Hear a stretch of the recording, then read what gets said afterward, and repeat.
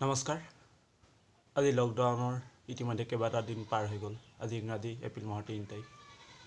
আজি এই বন্ধৰ দিনটোত মই ঘৰত থাকি এটা স্বৰচিত কবিতা আপোনালোকৰ আগত লিখিম আৰু লগতে মই পাঠ কৰি শুনাম। গতিকে বলক আমি পলম নকৰি ভিডিঅ'টো উপভোগ কৰোঁ। আচলতে এইটো লিখাৰ একমাত্ৰ কাৰণ এইটোৱেই, ঘৰত বহি আমনি লগা সময়বোৰ পাৰ কৰাৰ এক চেষ্টা। গতিকে বলক পলম নকৰি ভিডিঅ'টো আমি উপভোগ কৰোঁ। মই দুখন বহি লৈছোঁ।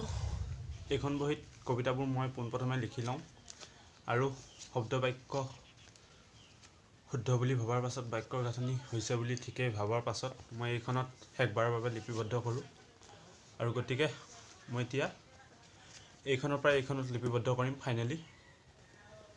বলক তেতিয়াহ'লে পলম নকৰি লিখিবলৈ মই আৰম্ভ কৰোঁ আৰু লিখাৰ শেষতে মই পাঠ কৰি শুনাম।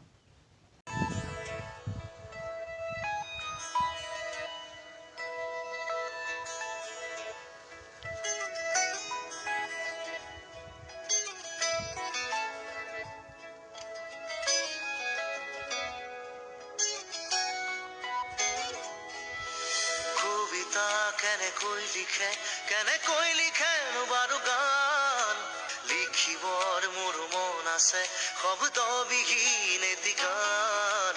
কবিতা কেনেকৈ লিখে আৰু এয়া মই লিখি আছোঁ বৰ্তমান। আৰু লিখি শেষ হোৱাৰ মাত্ৰকে মই কবিতাটো পাঠ কৰি শুনাম, কাৰণ কি লিখিছোঁ আপোনালোকে দেখিছে, হ'লেও আখৰবোৰটো ধৰিব পৰা নাই স্পষ্টকৈ। গতিকে মই লিখি শেষ হোৱাৰ মাত্ৰকেই মই কবিতাটো পাঠ কৰি শুনাম। গতিকে ভিডিঅ'টো নিশ্চয় শেষলৈ চাব বুলি অনুৰোধ জনালোঁ।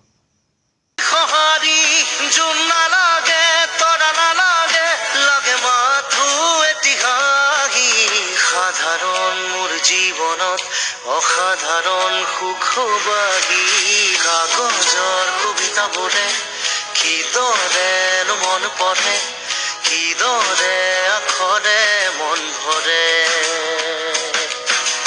কাগজৰ কবিতাবোৰে এই ভিডিঅ'টো মই ইউটিউবত চেণ্ড কৰাৰ পাছতেই যিসকল লোকে ভিডিঅ'টো চাব, সেইসকল লোকলৈ মোৰ এটা অনুৰোধ।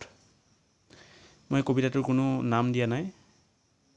মই কি নাম দিম নিশ্চয় ভাবি ৰাখিছোঁ, কিন্তু আপোনালোকে যাতে কবিতাটো শুনি শেষত কবিতাটোৰ শিৰোনাম কি দিলে ভাল হয় আপোনালোকে জনাব। যদি আপোনালোকে দিয়াৰ ভিতৰত কমেণ্ট কৰি জনাব, আৰু দিয়াসকলৰ ভিতৰত যদি মোৰ যিটো নাম মোৰ মতে পচন্দ বুলি ভাবোঁ, মই সেইটোকে দিম বুলি আপোনালোকক এই ভিডিঅ'টোৰ আকাৰে জনাইছোঁ। গতিকে আপোনালোকে কমেণ্টত জনাব বুলি মোৰ আশা থাকিল। মন আঁকিবলে, মন যাচিবলে, অনুভূতি জানো পাই দোকানত। মন ভিতৰত, মন গভীৰত উন্মন কেনিবি অপিলা তুমি।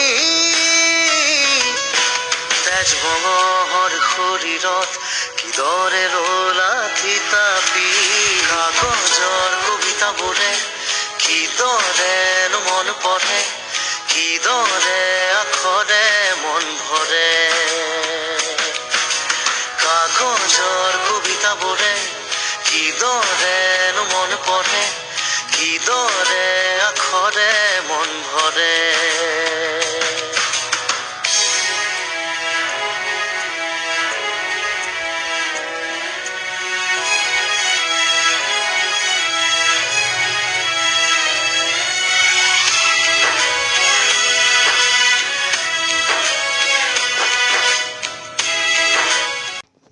এই কবিতাটোৰ শেষৰ লাইনটো লিখি এয়া শেষ হ'ল যিহেতু, গতিকে বলক মই কবিতাটো পাঠ কৰি শুনাওঁ আপোনালোকক। নিশেষ হৈ যোৱা ভালপোৱাৰ যাত্ৰাপথত আজি কোন হ'ব মোৰ সংগী? তোমাৰ প্ৰেমেৰে জীপাল কৰাৰ চেষ্টা কৰিছিলোঁ, ভাবিছিলোঁ মই জীয়াই থাকিম, জীয়াই থাকিব আমাৰ ভালপোৱা। সকলো মিছা। নৈ পাৰৰ নিজান গধূলিটিক সাক্ষী কৰি যিদিনা প্ৰথম তোমাৰ হাতত ধৰিছিলোঁ, প্ৰতিজ্ঞা কৰিছিলোঁ সিদিনাই জীয়াই থকাৰ অন্তিম উশাহটোলৈ তুমি বৈ থাকিবা ৰক্ত হৈ হীৰাই উপহীৰাই।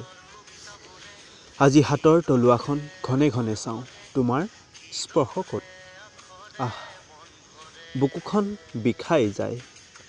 ভাল পোৱাৰ নামত সমস্ত উজাৰি দিছিলোঁ। কৈছিলোঁ, অ' মোৰ কলিজা, তোমাক বহুত ভাল পাওঁ, বহুত বহুত। ভবা নাছিলোঁ তুমিও ছলনা কৰিব জানা বুলি। মোৰ সেউজীয়া পৃথিৱী সলনি হৈ গ'ল। ফোন কলবোৰ, মেছেজবোৰ কমি আহিল। সুধিলে কোৱা, কামৰ পৰা আহৰিয়েই নাপাওঁ। শুভৰাত্ৰি নজনোৱা, কোৱা কি যোৱাকালি কেতিয়ানো টোপনি আহিল গমকেই নাপালোঁ।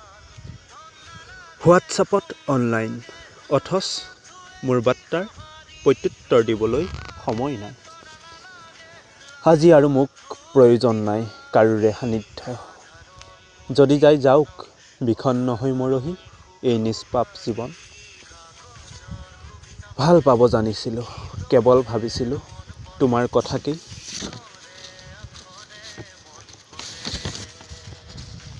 অতীতৰ বুকুলৈ ঠেলি দিলোঁ সিবোৰ, ইতিহাস হওক।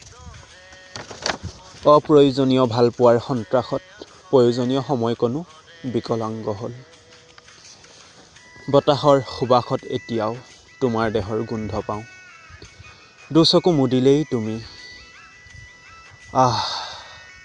আৰু নাভাবোঁ সকলোবোৰেই এক স্বপ্ন। নিশেষ হৈ যোৱা ভালপোৱাৰ যাত্ৰাপথত আজিতো মোক কাৰো প্ৰয়োজনেই নাই। ধন্যবাদ। আৰু যদিহে ভাল পালে ভিডিঅ'টো লাইক কৰিব, কমেণ্ট কৰিব, শ্বেয়াৰ কৰিব। লগতে নতুন হ'লে চেনেলটো ছাবস্ক্ৰাইব কৰিবলৈ নাপাহৰিব। ধন্যবাদ। জয় আই অসম।